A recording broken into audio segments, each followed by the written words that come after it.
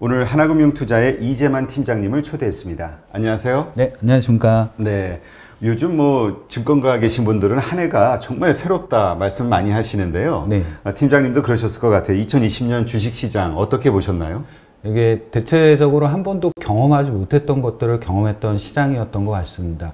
연이 얘기하는 바이러스의 창궐이라는 부분이 경제하고 주식시장에 미치는 영향 자체가 지금만큼 컸었던 때가 없기 때문에 이런 것도 새로웠던 경험이었던 것 같고요.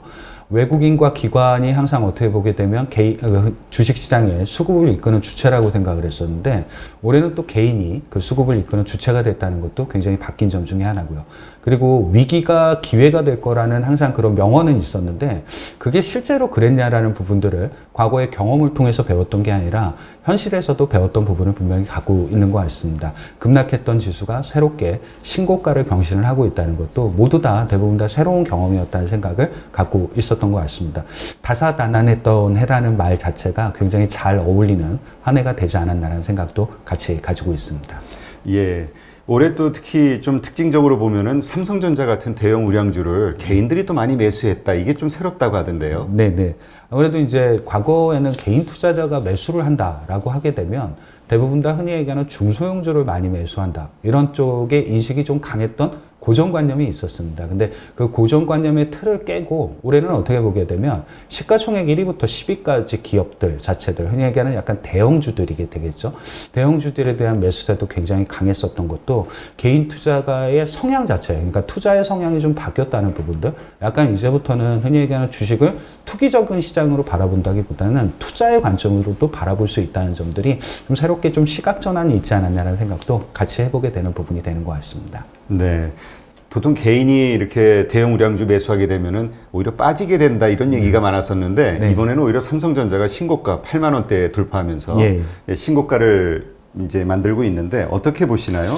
이게 좀 지속될 것으로 보시나요? 아니면 예. 일시적인 현상으로 보시나요? 근데 아무래도 기본적으로 이제 생각했던 기존의 고정관념들을 많이 깨는 시장이기 때문에 지금의 개인 투자가의 매수가 나중에는 향후에 흔히 얘기하는 안 좋은 경과를 초래할 거다라는 생각은 갖기는 좀 어려울 것 같습니다. 기본적으로 삼성전자 같은 경우는 꼭 국내 기업으로 분류하기가 굉장히 어렵죠. 글로벌 기업이기도 합니다. 그리고 글로벌 기업들 중에서 삼성전자만큼 순이익을 많이 내는 기업들도 굉장히 흔치 않습니다. 어떻게 보면 삼성전자가 갖고 있었던 대형주고 무겁고 그리고 이익에 대한 변화가 굉장히 민감하고 이런 것들에 대한 고정관념도 개인 고객들에게 대해서는 탈피를 했던 부분들을 분명히 좀 갖고 있는 것 같습니다. 예를 들어서 삼성전자가 배당 성향을 이전보다 굉장히 크게 높였다는 부분들, 주주 친화적인 정책들을 활용하고 있다는 부분들, 이런 점들 자체, 그리고 그게 예전에는 글로벌하게 보게 되면 삼성전자가 갖고 있는 그런 독점력들, 약간 반도체 부분이긴 하겠습니다만 스마트폰 부분, 이런 것들이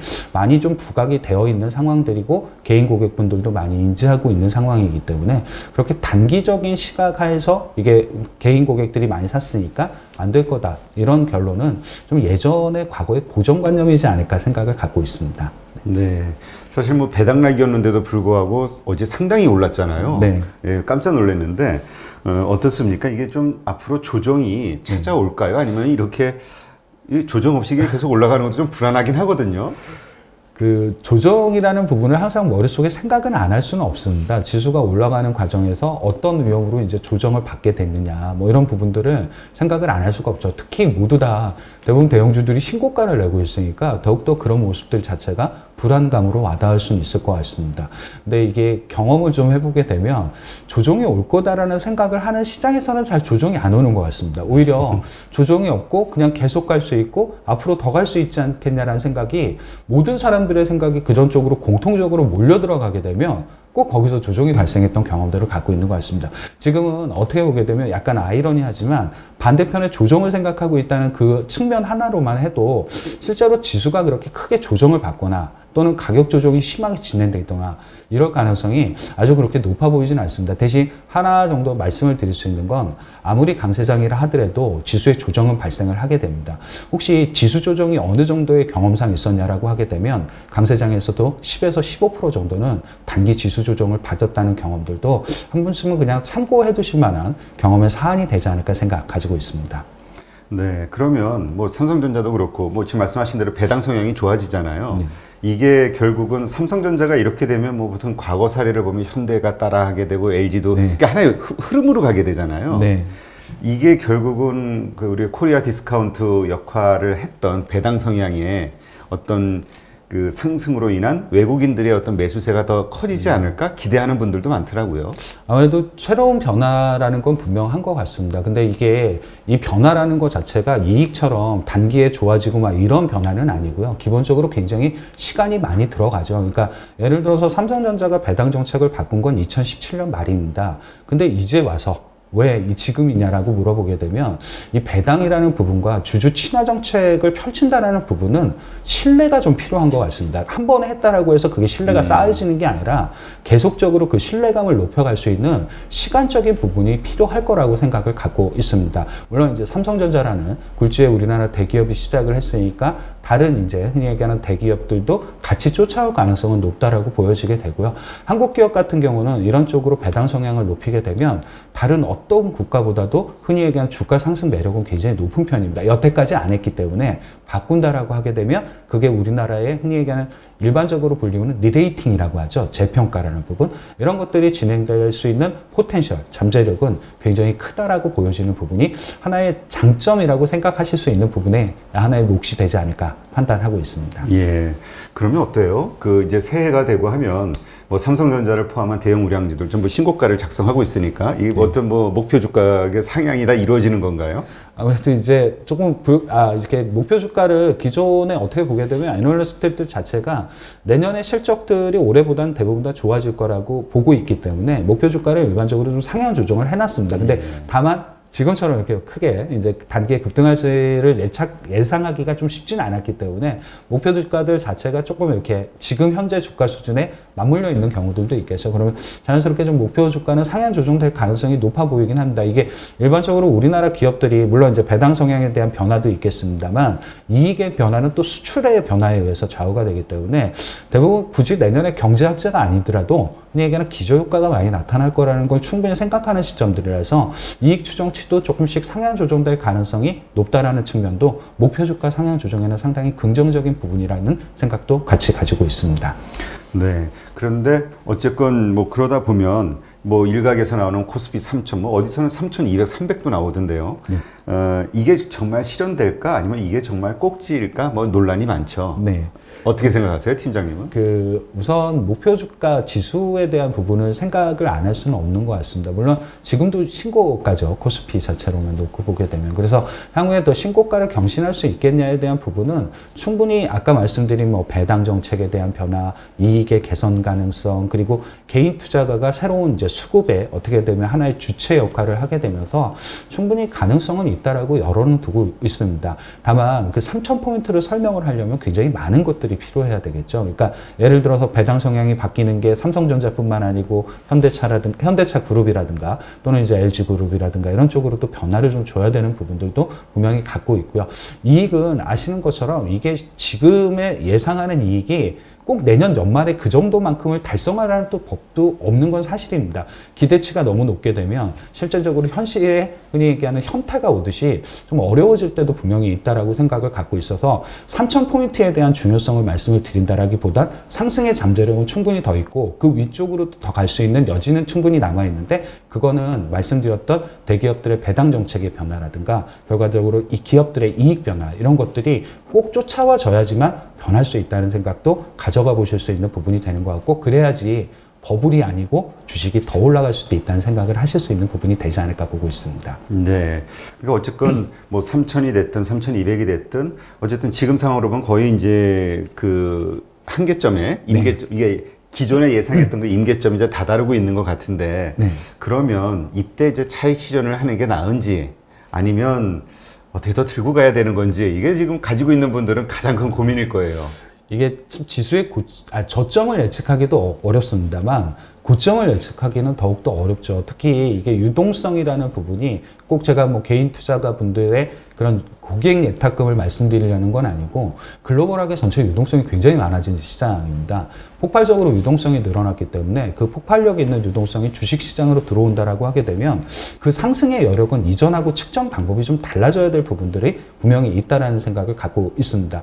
대신 고점을 참 예측한다는 게 쉽지 않은 게 고점은 우리가 흔히 알고 있고 흔히 예상하는 위험으로는 잘 오지 않습니다. 예를 들면 항상 우리나라 그리고 신흥국 그리고 최근에 선진국에 따라붙는 그 위험이 부채 위험이라는 부분을 분명히 달고 있죠. 대부분 다 재정 적자도 많이 늘었고 가계부채도 예전보다 많이 늘었고 근데 그게 어떻게 보게 되면 지금만의 문제가 아니었고 과거에도 있었습니다. 근데 그 과거에는 그 위기가 왜 그때 안 왔을까를 생각해 보면 부채보다는 자산의 상승 속도가 자산 가격의 상승 속도가 빨랐기 때문에 잘 안 왔었죠. 근데 이게 어느 순간 자산 가격이 멈춰서게 되면 부채에 대한 문제가 재위기가 발생이 되는 것처럼 한편으로 생각을 할 때 지금의 이런 상황들을 다 뒤바꿔 놓을 수 있는 건 결과적으로 어떤 부채 위기라든가 부채 위험이 가시화되거나 흔히 얘기하는 뭔가 숫자화 됐을 때가 아마 그 가능성은 높을 거라고 생각하고 그 이전까지는 그래도 흔히 얘기하는 중앙은행들의 뭐 기준금리 인하 정책들, 유동성 확장, 각국 국가들의 재정 지출의 확대 정책들이 여전히 좀 유효한 상황들이기 때문에 그냥 조금 이렇게 고점에 대한 논란은 분명히 있을 수 있어도 주식은 조금 더 보유하고 가시는 게 맞지 않을까라는 결론을 가지고 있는 부분이기도 합니다. 네, 그러면 조금 더 어려운 질문. 지금 들고 있지 않은 분이에요. 네. 근데 지금 보니까 이게 좀 조정 좀 받으면 살려고 기다렸는데 이게 조정 없이 계속 가네? 어떻게 해야지 고민하다. 에이, 모르겠다. 지금이라도 사야지. 이렇게 생각하는 분들도 있을 거란 말이죠. 네. 괜찮을까요? 아니면 기다리는 게 나을까요? 근데 기다린다고 해서 원하시는 가격이 잘 안 오는 가능성이 있습니다. 그러니까 물론 뭐 원하시는 가격이라는 게 서로 좀 다를 수가 있겠죠. 그거에 대한 그 편차를 말씀을 드리는 게 아니고 기다리던 조정은 생각보다 그렇게 오지 않는다는 게 항상 주식시장을 보면서 느꼈던 경험이기도 합니다. 어쩌면 내가 살려고 했던 종목, 내가 살려고 했던 기업 이런 게 그러니까 자신이 원하는 가격이라는 게 중요한 게 아니라 이 기업이 갖고 있는 장래성, 흔히 얘기하는 성장성이라든가 기업의 사업의 변화 이런 것들이 맞아 떨어진다라고 하시면 그냥 그때가 가장 매수에 적절한 타이밍이 되지 않을까라는 생각을 갖고 있습니다. 가격으로 이거를 기다린다라고 하는 게 강세장 안에서는 좀 쉽지 않은 형태로 좀 진행될 가능성도 있다는 것도 경험상 있었던 부분의 하나의 예인 것 같습니다. 예. 그러면 이제 지금 강세장으로 표현하셨는데 이제 강세장에 들어왔다. 이제 이렇게 생각해도 무리는 없겠죠. 네, 이미 들어온 오래됐죠. 예, 좀 된 것 같습니다. 근데 그러면 여기에서 이제 생기는 질문이 뭐냐면은 우리가 이제 오르는 데는 그 오르는 거를 뒷받침해주는 논리가 있잖아요. 네. 이런 이유 때문에 오르는 거야. 그래서 이제까지 유동성이 됐든 뭐 백신, 코로나 백신에 대한 기대감이 됐든 뭐 내년도에 대한 어떤 기대감, 기업들의 이익의 증가에 대한 기대감 이러저러한 것들로 이제 막 이렇게 올라왔단 말이죠. 네. 지금 상황에서 더 올리려면 그 또 다른 이유가 있어야 되잖아요. 네. 과거에 썼던 이유들이 그대로 적용되기 때문에 더 그냥 진짜 아까 얘기하셨듯이 우리의 밸류에이션이 좀 리레이팅 되는 거 올라가는 네. 하나의 과정으로 봐야 될지 아니면 새로운 또 모멘텀이 생길지 어떻게 보시나요? 이게 새롭게 뭔가를 발견한다는 게 좀 쉽지는 않죠. 왜 그러냐면 지금의 흔히 얘기하는 새로운 성장 산업들이라고 불리우는 뭐 친환경, 4차 산업, 전기차, 자율주행차 이런 것들이 대부분 다 알려져 있습니다. 그리고 그게 약간 가시성이 있게 또 보이기도 하죠, 기본적으로. 그래서 어떻게 보면 지금 상황에서 뭔가 새로운 성장 산업이 나와서 그게 강력한 주식시장을 이끄는 흔히 얘기하는 상승의 동인이라고 불리우는 모멘텀이 되기는 좀 쉽지 않아 보입니다. 여기서부터 좀 필요한 게 뭘까냐라는 부분을 생각을 하게 됩니다. 이게 흔히 주식시장에서 가장 좋아하는 게 성장주죠, 일반적으로. 뭐가 성장하고 그렇죠. 어떤 게 좋을 성장주를 생각을 많이 합니다. 근데 성장주가 매일 성장주에 있으면 그거는 성장주로서의 가치가 없어지게 됩니다. 오히려 성장주를 바라보실 때에 대한 시각은 과연 이 주식이 나중에 가치주가 될 수 있겠냐에 대한 생각을 많이 해보셔야 되는 부분이 있는 거죠. 결과적으로 성장주가 가치주가 되려면 하는 사업들 여기서 실제로 이익이 발생을 해야 됩니다. 그게 이익 발생 없이 매년 적자를 내거나 막 이런데 계속 그거를 갖고 성장주로만 매달릴 수는 없거든요. 그러니까 한 번쯤 내가 갖고 있는 게 흔히 얘기하는 지금의 성장 산업들, 성장 테마 안에 있는 기업들이라고 하면 좋은 거죠. 근데 앞으로를 보시려고 하게 되면 그 기업은 과연 가치주가 될 수 있느냐. 대신 가치주는 기회가 없을까? 그런 거는 아니죠. 가치주는 새로운 성장 모멘텀이 있다라고 하게 되면 그게 새롭게 성장주가 되기도 합니다. 예를 들어서 예전에 LG전자를 바라봤던 시각은 어땠을까요? 항상 백색 가전을 만들고 냉장고 잘 만들고 이런 기업으로만 인식을 했다가 최근에 이제 전장 기업으로 변화를 주게 되면서 굉장히 빠른 속도로 시각을 변화시킨 기업이라고 생각을 하시면 될 것 같습니다. 가치주는 성장할 수 있는 모멘텀이 있느냐가 중요한 것 같습니다. 서로 순환하지 않으면 물이 고이면 썩듯이 성장주가 매일 성장주, 가치주가 매일 가치주에 있으면 주식으로서는 큰 의미가 없지 않을까라는 생각을 갖고 있습니다. 네. 네. LG전자 얘기하시니까 뭐 이번에 현대자동차도 그렇고 정말 그 재평가를 받는 기업들이 대기업들이 몇 개 확 생겼죠. 네, 그렇죠. 그냥 깜짝 놀랐어요. 네. LG전자가 상한가가 뭐 이러는 걸 상상도 못했던 일이죠. 그죠. 저도 잘 보지 못했던 것들이죠. 왜냐하면 그런 대형주들이 상한가를 가고 뭐 이런 것들에 대해서 많은 경험들을 갖고 있지 않다 보니까. 근데 한 번쯤 기업이 변화를 주고 그 변화가 현재 상황에 맞는 변화라고 하게 되면 굉장히 높게 평가를 해줄 수도 있겠구나. 그게 그리고 한국을 변화시킬 수 있는 기업들의 또 다른 변화의 포인트가 될 수도 있고, 그게 꼭 배당뿐만 아니라 배당 정책도 하나의 예가 될 수는 있겠습니다만 새로운 성장 산업을 붙이는 것 자체도 굉장히 어떻게 보게 되면 높게 평가를 받을 수 있는 부분들이 되겠죠.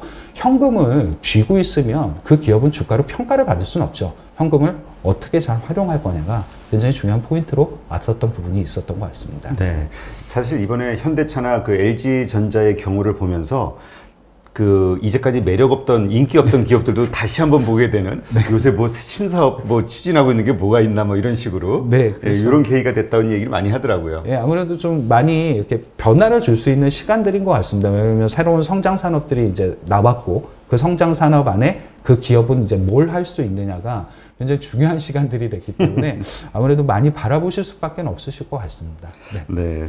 그러면 이제 우리가 그 현재 가지고 있는 어떤 거시적 위험성, 요걸 몇 가지 짚어보면은 사실 뭐 한국도 3단계 거리두기를 뭐 이야기할 정도로 확산돼 가고 있는 네, 거. 네. 뭐 미국이나 유럽은 뭐 진작부터 아주 심각했고요. 근데 이게 이제까지의 데이터를 보면 별로 증시에는 별로 영향을 끼치지 못하는 네. 그런 걸로 이제 증명이 된 거잖아요. 이건 우리가 더 이상 걱정할 필요는 없는 거겠죠. 그게 아마도 이제 생각하시기에 좀 차이가 좀 있는 것 같은데, 물론 이제 그 코로나19가 심각하게 좀 확산세를 보이고 있다는 건 좀 사실인 것 같습니다. 변종까지 나왔으니까. 근데 그거에 대한 생각에 반대편이 또 있는 거죠.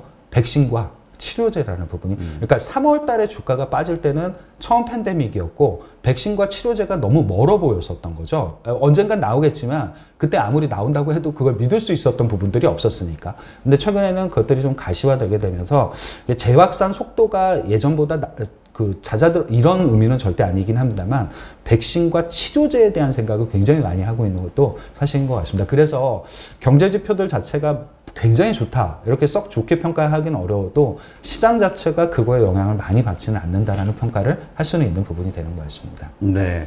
그러면 올해 한 해를 이끌었던 주도주들이 이제 쭉 있지 않습니까? 네. 그 주도주들 과연 내년에도 계속 이어질 것인가, 아니면 새로운 주도주가 나올 것인가, 이거에 대해서도 많은 사람들이 궁금해하죠. 그게 일반적으로 잘 아시는 올해 대표 이제 주도 기업들이 일반적인 인터넷 플랫폼 회사들이 먼저 이제 주도주로 부각이 됐었죠. 네이버, 카카오 이런 기업들. 그리고 여기에 이제 흔히 얘기하는 게임 산업들도 같이 부각이 됐었고, 2차 전지라든가 이런 부분들도 동반해서 부각이 됐었고, 새롭게 이제 친환경이라든가 이런 부분들도 올해 이끌었던 주도주였던 것 같습니다. 물론 반도체가 굉장히 끝에는 그 영향을 강하게 했던 부분들도 갖고 있었던 것 같습니다. 내년에 이런 업종들은 대부분 다 이익 증가율이 굉장히 높습니다. 물론 올해 뭐 기저효과도 있고 여러 가지 측면이 분명히 있습니다만 내년에는 굉장히 그 흔히 얘기하는 약간 그 이익 증가율 자체가 우리나라를 이끄는 대부분 또 업종들이기도 합니다. 근데 약간 고민스럽게 생각을 하는 것 중에 하나가 뭐냐면, 꼭 나쁘게 보자고 의심을 하자는 건 절대 아닌데 과연 그 높은 이익 증가율을 실제로 이들이 달성할 수 있을까에 대한 고민을 이제부터는 되게 많이 하게 됩니다. 그래서 한편으로 이렇게 아까 말씀드릴 때 왜 성장주를 바라보실 때의 시각은 이익 주식이 나중에 가치주가 될 수 있느냐가 굉장히 중요하다는 의미를 말씀을 드렸습니다. 그러면 이 기업이 과연 가치주가 될 수 있는가를 뭘로 판단할 거냐. 그러면 예를 들어서 하나 말씀을 드리게 되면 어떤 기업들은 영업이익률이라는 게 다 있습니다. 매출액 대비 영업이익의 비율을 나타내는 영업이익률이라는 게 있겠죠. 마진이 높은 기업들이 굉장히 좋을 수 있는 거죠. 왜 그러냐면 이 기업은 어려울 때도 또는 좋을 때도 마진을 꾸준히 잘 유지했다라고 하게 되면 내가 잘 모르는 뭔가의 경쟁력을 갖고 있는 거죠. 그 마진 자체가 높다라고 하게 되면. 그래서 오히려 제 생각에는 그런 지금의 현재 주도주들 그리고 현장주들을 바라보는 시각은 내년에 매출액의 증가율이 얼마고 영업이익의 증가율이 얼마고 물론 항상 중요하죠. 근데 여기에 항상 이제 수익성이라는 부분, 뭐 영업이익률이 됐던 그게 ROE가 됐던 어떤 형태로든지 수익성 지표를 갖고 이제부터 조금 성장주들을 판단을 해보실 필요는 있지 않을까? 그래서 그게 꼭 성장주 전체 인덱스가 좋아지고 성장주가 모두 다 간다는 의미가 아니라 성장주가 차별화가 되겠죠. 같은 업종에 있어도 마진이 높은 기업들이 좀 더 좋을 수 있는 가능성이 높아 보입니다. 이제부터는. 네, 그렇군요. 그러면 이제 내년도 뭐 내년이라 봐야 며칠 안 남았는데 네. 그 2021년도에 그러면 이제 어떤 섹터가 좀 그 투자할 만한 섹터일지 혹은 주도주로 떠오를지 종목 뭐 종목까지는 그렇더라도 어떤 섹터들이 좀 매력적으로 딱 부각이 될 것인지에 대해서 팀장님은 어떻게 생각하세요? 우선 제일 처음에 꼽았던 게 당연히 반도체입니다. 근데 이제 반도체는 굉장히 주가가 많이 올랐죠. 근데 그 많이 오른 만큼 그 흔히 얘기하는 삼성전자, 하이닉스가 오른 만큼 그 두 번째 주식들, 흔히 얘기하는 2등주라고 불리우는 이제 주식들이 얼마나 올라갈 수 있느냐가 가장 중요한 관건이 될 것 같습니다. 한 번쯤은 보실 수 있는 건 전자나 하이닉스는 굉장히 좋을 겁니다. 왜 그러냐면 이익이라는 부분이 워낙에 뒷받쳐 주는 데다가 최근에 뭐 달러 약세니 이래가지고 신흥국 증시로 자금이 많이 또 유입이 되죠. 공교롭게 신흥국 증시로 자금이 유입되는데 중국 기업들이 블랙리스트에 많이 걸립니다. 그러니까 미국에 대한 대중국 제재, 기업들별로 이제 실행이 되다 보니까 중국 기업보다는 한국 기업에 대한 관심이 많아질 수밖에 없죠. 그 과정에서 하이닉스나 삼성전자와 같은 외국인 최선호주들은 아마도 주가가 좀 좋을 수 있다는 생각은 기본적으로 갖는데 주가의 상승 탄력만 놓고 보게 되면 앞으로 그 흔히 얘기하는 IT 하드웨어의 2등주들이라고 불리우는 반도체 장비, 뭐 반도체 소재, 뭐 디스플레이 뭐 이런 쪽들에 대한 주가를 조금 더 관심 있게 보실 필요가 있지 않나는 생각을 갖고 있고요. 다른 쪽을 좀 생각을 할 때는 이제 그 흔히 얘기하는 이렇게 친환경 투자를 많이 생각을 하게 되죠. 모두 다 ESG에 대한 생각. 그러니까 예를 들면 ESG 지수라는 게 친환경과 지배구조 좋은 회사 또는 흔히 얘기하는 사회 공헌도가 높은 기업들을 이제 꼽아서 만들어 놓은 지수가 있는데 결국 ESG에 대한 지수에 대한 관심은 굉장히 높아질 겁니다. 그게 꼭 한국형 ESG 이런 뿐만 아니라 글로벌한 ESG가 다 높아지겠죠. 근데 이게 공교롭게 친환경이라는 게 아시는 것처럼 어느 정도 투자가 필요합니다. 그 투자가 그러니까 친환경 투자는 흔히 얘기하는 구리가 필요 없고 뭐가 필요 없고 이런 게 아니죠. 다 똑같이 동일하게 필요를 하게 됩니다. 한 번쯤은 투자에 관련된 업종들도 조금은 개선될 여지들이 있는 거죠. 여태까지 별로 좋지 못했었죠. 예를 들면 우리나라의 그 투자 관련된 기업들이 대부분 다 이제 조선업종, 기계업종, 철강업종 이런 쪽들입니다. 별로 관심도 없었고 많이 소외됐었던 업종들이었었죠. 한 번쯤은 이들에게도 흔히 얘기하는 매크로 환경은 기회를 주어줄 수 있다는 것도 많이 좀 생각을 해보실 수 있는 포인트에 대한 변화가 되지 않을까 생각을 갖고 있고요. 미국 쪽을 바라보게 되면 뭐 미국은 다 주식이 좋았으니까 워낙에. 근데 한 번쯤 이제 미국도 좋지 못했던 주식들 중에서 좋아질 수 있는 게 뭐가 있을까 이런 것들을 좀 생각을 해보면 약간 이제 그 금융 규제라든가 이렇게 조금 완화될 수 있는 이런 여지들을 생각을 해보면 의외로 미국의 은행주들도 괜찮을 수 있겠구나라는 생각을 한 번쯤은 해보게 됩니다. 네. 은행주 얘기하니까 한국도 만만치 않지 않나요? PBR이 뭐 장난이 아니던데요? 한국의 은행주들도 간격적인 메리트 그리고 배당, 내년의 순이익 이런 것들을 생각하면 상당히 매력적이긴 합니다. 이제 근데 대부분 은행에 대한 그 시중은행에 대한 고민들이 뭐냐면 굉장히 매력적인 건 맞는데 이게 흔히 최근에 인터넷 플랫폼 회사들이 모두 다 은행 산업으로 또 뛰어들고 있죠. 근데 그러니까요. 생각보다 굉장히 그들이 또 잘하긴 합니다. 이게 워낙에 고객 기반이라든가 기존의 IT 활용도가 높았기 때문이라고 저도 생각을 갖고 있는데 아마 그런 측면에서 흔히 얘기하는 시장의 점유율을 뺏겨가는 게 아니냐라는 좀 고민스러운 부분들을 분명히 약점으로 좀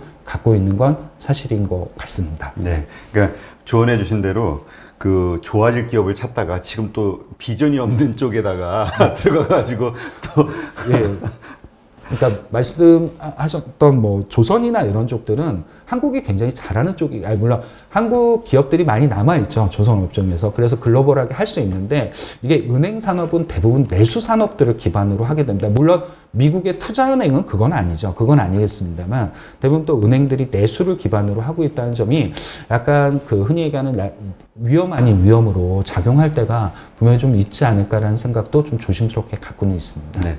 혹시 조금 좀 그래도 끝까지 좀 왔다. 그래서 좀 덜어야 된다라고 생각하는 섹터도 있으신가요? 끝까지 왔다는 섹터. 그러니까 끝까지 왔다기보다 이제 상대적으로 더 높은 수익률을 기대하기는 좀 어려운 섹터들이니 좀 다른 이런 지금 말씀하신 이러한 섹터로 옮기는 게 낫다라고 생각하는 섹터가 있으신지. 그게 이제 업종별로 이렇게 보게 되면 목에 꽉 찼다는 의미가 뭐 과거에 봤던 PER을 보고 목에 꽉 찼다는 의미 뭐 이런 것들을 많이 갖고 있습니다. 근데 이게 막 고정관념을 깨고 올라가는 시장이다 보니까 그걸로 갖고 참 판단하기가 어려운 것도 사실인 것 같습니다. 그래서 예를 들어서 선호도가 좀 약해질 수 있는 쪽들을 생각을 안 할 수는 없습니다. 이게 주식이라는 게 뭔가 취사 선택을 해야 되는 부분을 갖고 있다라고 하게 되면 그래서 약간 이제 아까 뭐 제가 뭐 성장주를 어떤 식으로 변화를 시켜야 되는지는 말씀을 좀 드렸습니다. 그러면 지금과 같이 약간 이익이 좀 중요해지고 뭐 이런 시점들에 대해서는 너무 이전에 가셨던 성장주에 대한 생각은 한 번쯤은 좀 멈추고 또 다른 걸 좀 생각해 보실 수 있는 시기가 좀 되지 않았냐라는 걸 보는 거죠. 그러니까 내가 갖고 있는 포트폴리오 이런 것들을 딱 봤는데 너무 많은 성장주로 밀집이 돼 있는 경우들도 있습니다. 왜 그러면 좋은 것들을 사다 보면 당연히 그렇게 될 수밖에 없죠. 주식이라는 게. 근데 한 번쯤 지금 정도쯤 되게 되면 내가 너무 많이 갖고 있는 이런 성장주들 중에서 내년에 뭐 예를 들면 제가 말씀드렸던 뭐 수익성이 조금 둔화된다든가 아니면 같은 성장주, 같은 업종 안에 있으면서도 수익성이 좀 낮, 이런 쪽들은 좀 빼시고 가시는 것도 그래야지 이제 다른 쪽을 바라보실 수 있는 여유도 좀 생기지 않을까라는 생각을 갖고 있어서 약간 이런 쪽들이 오히려 조금 성장주 안에서는 좀 이렇게 덜어내셔야 될 부분들이 되지 않을까라는 생각을 갖고 있고 오히려 그 자리를 대체하는 쪽들은 뭐 산업의 변화를 주는 기업들이 되겠죠? 라고 생각하시면 될 것 같습니다. 네. 그러면 자금과 관련해서는 어떻게 보세요? 그러니까 지금 뭐 개인의 고객 예탁금 같은 경우는 이제 뭐 좀 늘고 있는 상황이니까 60조 지금이죠. 네, 맞습니다. 네.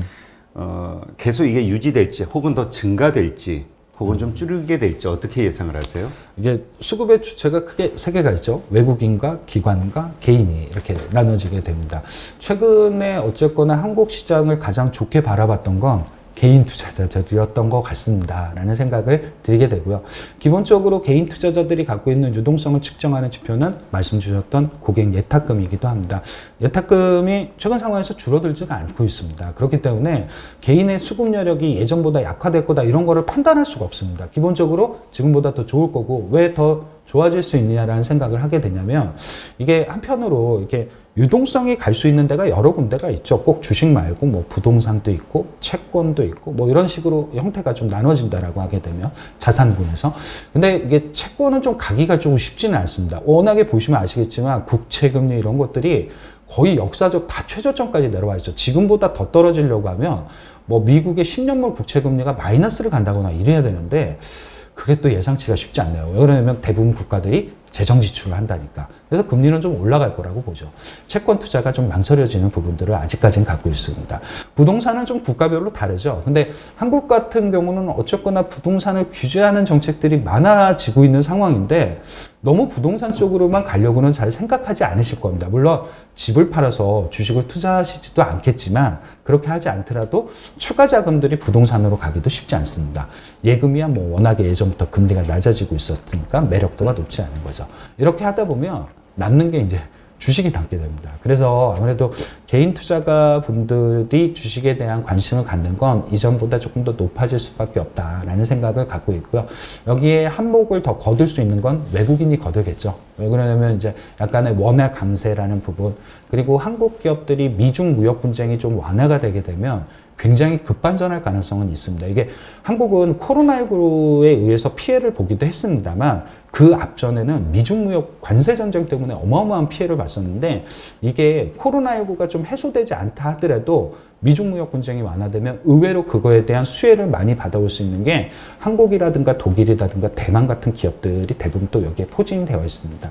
이런 측면을 생각하면 외국인도 꽤나 한국 시장에 관심이 높아질 거라고 보여지긴 합니다. 양쪽의 주체가 핑퐁 게임을 하듯이 시장의 수급을 끌고 갈 가능성은 있다라고 생각을 갖고 있습니다. 네. 하여튼 뭐 올해에 이어서 내년도 시장에 대한 전망들을 좀 밝게 해주시는데, 근데 하여튼 올해만큼의 어떤 상승률, 아주 역동적인 모습을 내년에 또 기대하기는 좀 어렵겠죠?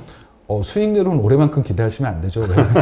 지수가 1400까지 갔다가 거의 2800까지 온 시장이기 때문에 거의 2배가 지수가 또 이런 시장은 이렇게 흔치 않은 시장입니다. 내년에는 수익률은 이거보다 낮아질 수밖에 없습니다. 그래서 뭐 지수 전체를 사신다든가 이런 쪽보다는 오히려 뭐 개별 종목이라 함이 뭐 제가 중소형주를 말씀드리는 게 아니더라도 꼭 대형주 안에서도의 종목별 이런 형태의 약간 투자 플레이 이런 것들이 많이 필요한 시점이 되지 않았을까요? 라는 생각을 갖고 있습니다.